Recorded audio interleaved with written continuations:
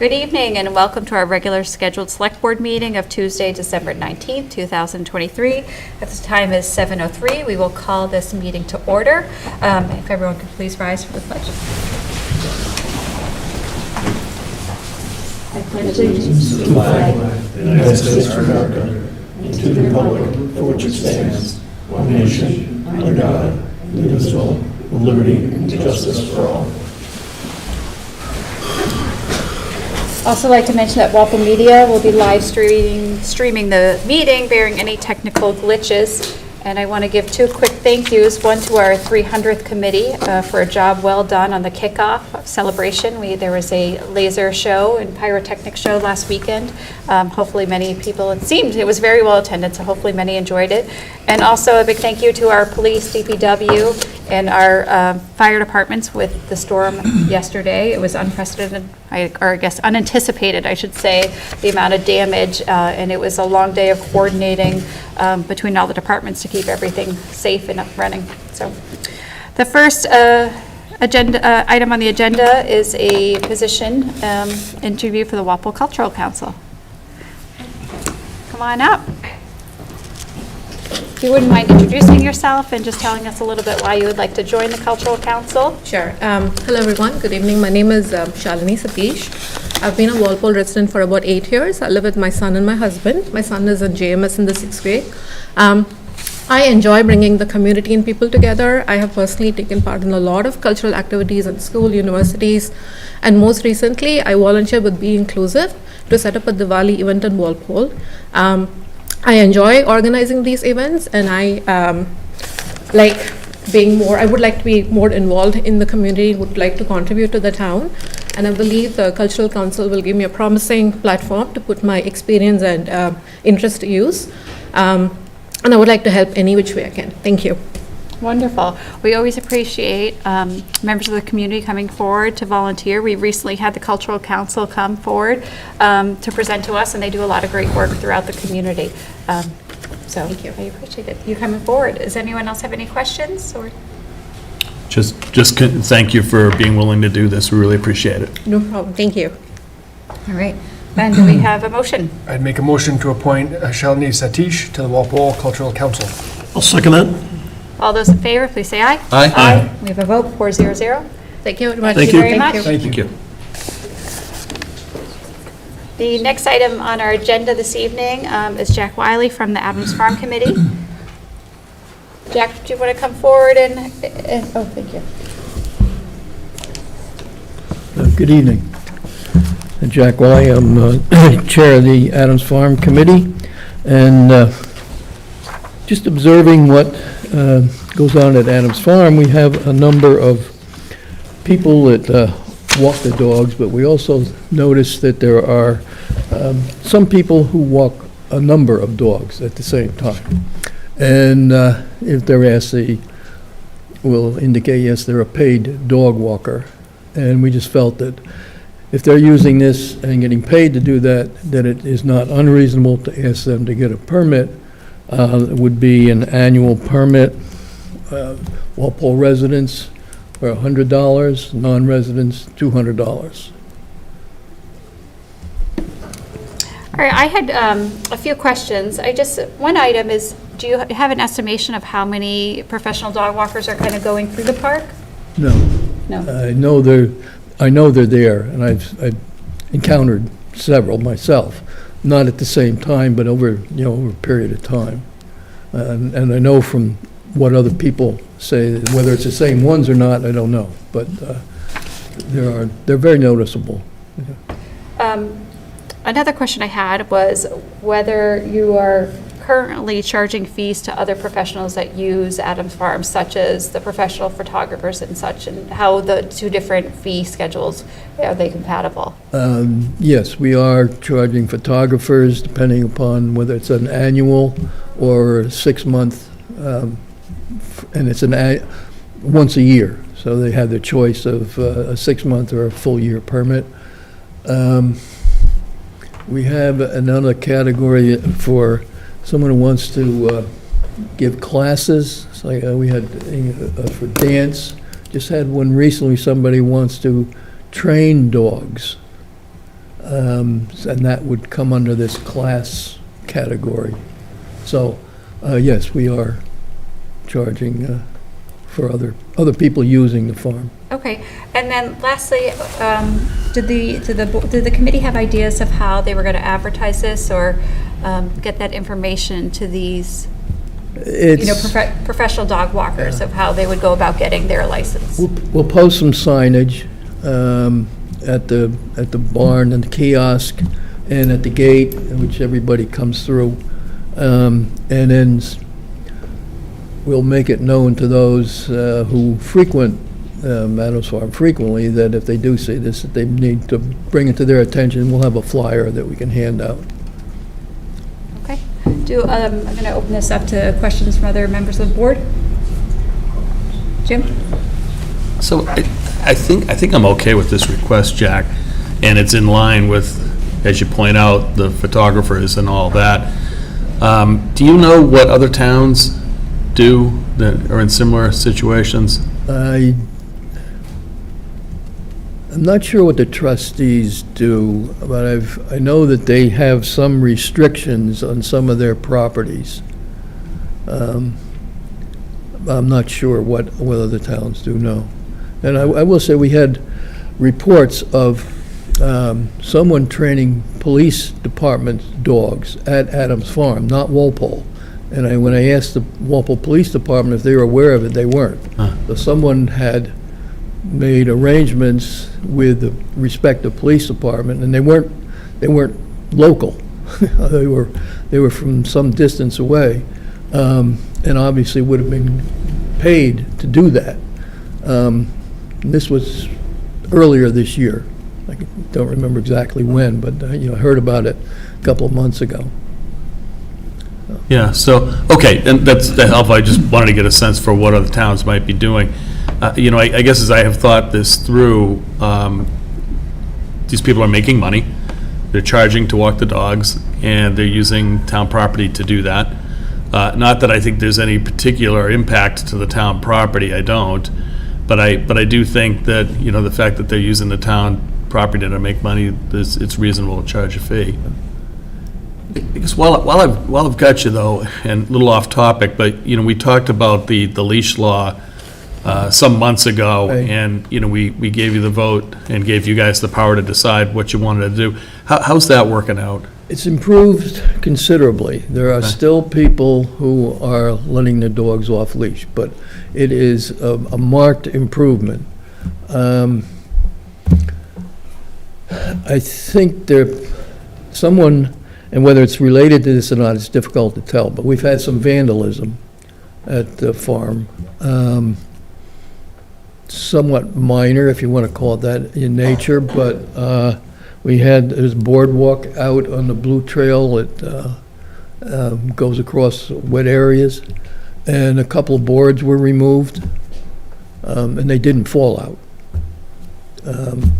And we replaced them, and then another few weeks later, another one a section of it is missing. Again, they don't fall out. We've had some vandalism at the community garden. The fence was cut, so that was repaired for that time. Just had a situation on the gate down by the entrance road, and it would appear, it was off its hinges at the bottom, and it would appear that there's a footprint, what appears to be a footprint on the front of the gate. It was probably kicked. I'm saying it was kicked in. So there've been and we've had some. We have a sign up on at the gate of keep your dog on leash and pick up, and that was partially removed. And during the summer, we had the Monarch Field shut off to enhance the monarch butterflies opportunities, which did help considerably. So we had it blocked off, and there were several times where the rope cutting I used the plastic fence and tied between two posts, and it was cut. It happened several times. There's been some minor issues, and without knowing definitely, but it's only that we've been there over 25 years, and just this year or other, so my thought is it's related to someone who's upset with the potential for banning dogs, which we don't really want to do, but it has gotten, I'd say, considerably better. Good, okay, well, that's good to know. Yeah. Thanks, Jack. Okay. Does thank anyone you. else have any questions or comments? Jack, I mean, I think if this is in line with what we're charging photographers and things like that, I'm certainly for this. I kind of asked for fees that we're currently charging, you know, such as licensing, which can be $15, $20, violations, which can range from $15 up to $100 with, you know, 5 or more violations. So Right. I think $100 for an annual pass and $200 for non-resident for an annual pass is reasonable. It's really unfortunate to hear the vandalism's going up there, and I appreciate the update, so.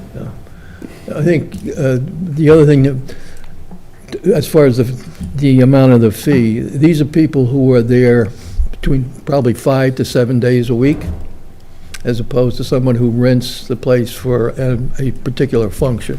So I thought this was not unreasonable to ask that amount, and it's not exorbitant.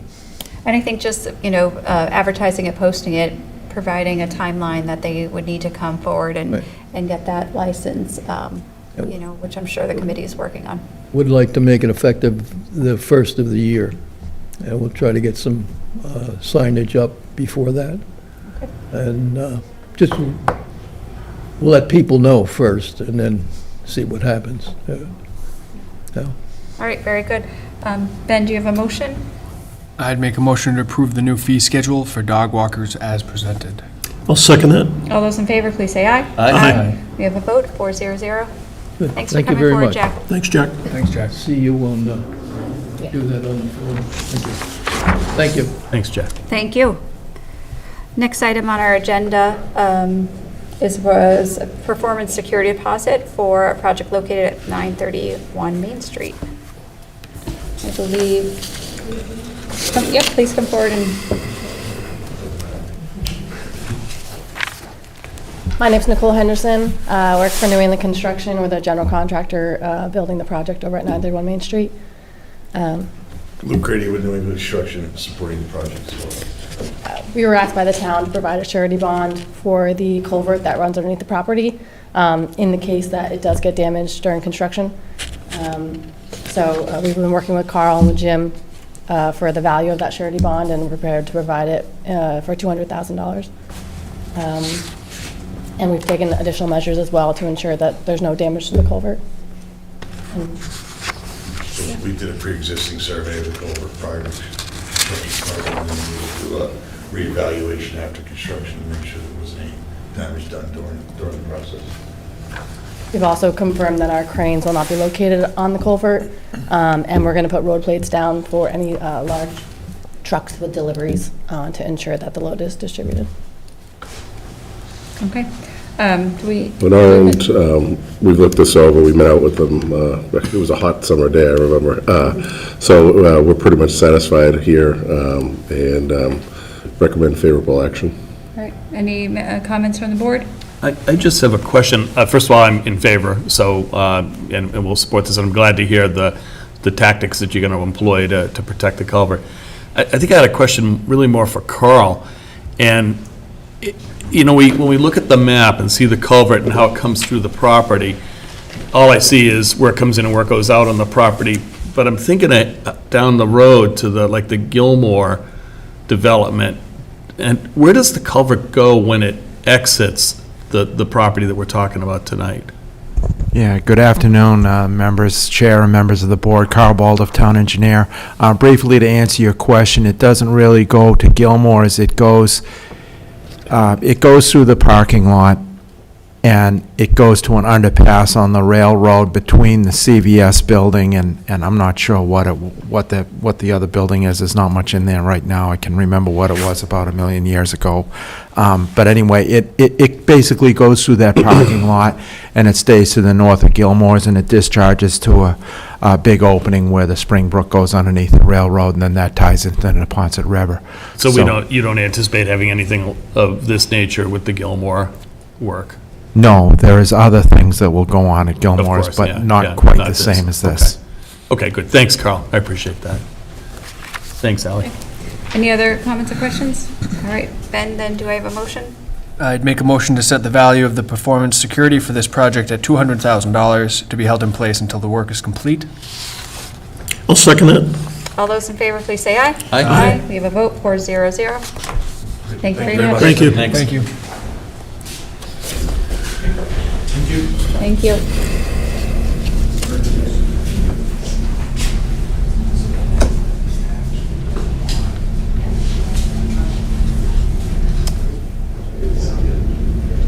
Next item on our agenda is open forum. It's about that time. It does not seem that there is anyone here this evening for our open forum.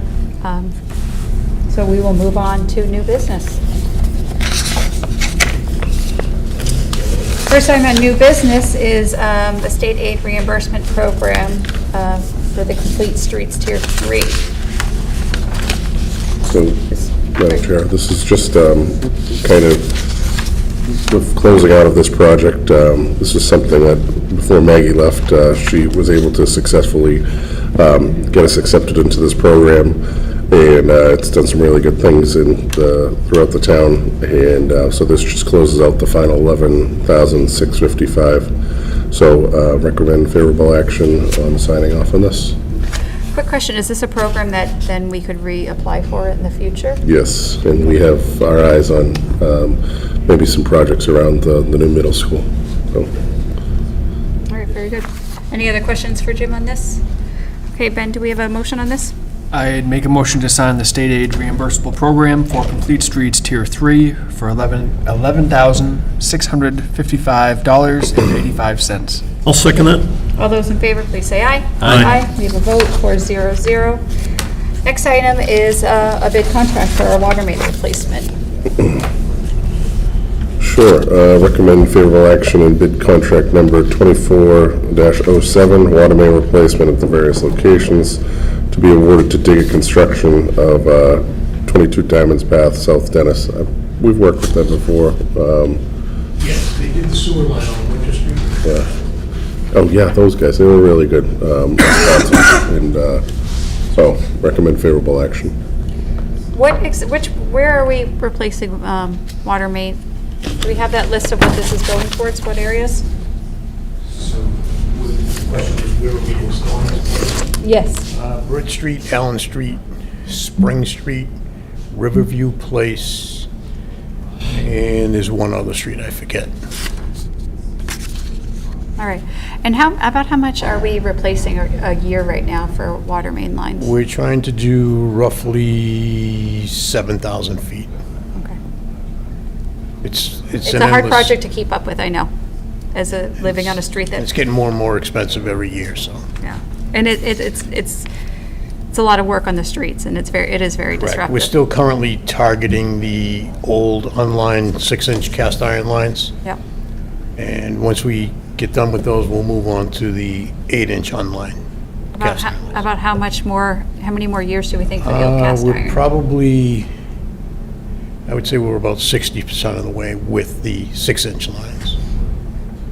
All right. Does anyone else have any questions concerning this? All right, Ben? I'd make a motion to award bid contract number 2024-07 to Diggett Construction LLC. I'll second it. All those in favor, please say aye. Aye. We have a vote, 4-0-0. Next item is consent agenda. I'd make a motion to approve the consent items as listed on the December 19th agenda. I'll second it. All those in favor, please say aye. Aye. Aye. We have a vote, 4-0-0. And then we have minutes. I'd make a motion to approve the minutes of November 7th, 14th, and 16th, 2023 as presented. I'll second it. All those in favor, please say aye. Aye. We have a vote, 400. And then we have town administrator's update. Sure, so I was hoping to have someone from Eversource here tonight to provide you with a brief update, but they got tied up in another call, but they did drop off some information. So in Walpole, we had 38 events so far restored. That means 3,300 customers have been restored. There's about 482 still without power. I just checked before this meeting, and 15 current events still out there, so there are still some people here. I know Norfolk had a lot of power outages everywhere around us, Millis, Medway, so they're still working through it. I've seen the crews in throughout. It was a tough storm, kind of came out of, we weren't expecting it to be that bad, to be quite honest with you. But police, DPW, fire, all those guys and ladies were out there working hard, keeping up with everything, blocking off streets with fire engines wherever necessary. Patrick and I were running around doing road duty and sometimes, so everybody just pitched in as usual and helped out, and we're getting through it. And Jimmy Thomas and the Parks Department are going around cleaning up trees. I think they'll be cleaning those up for the rest of the week, probably in the next week too.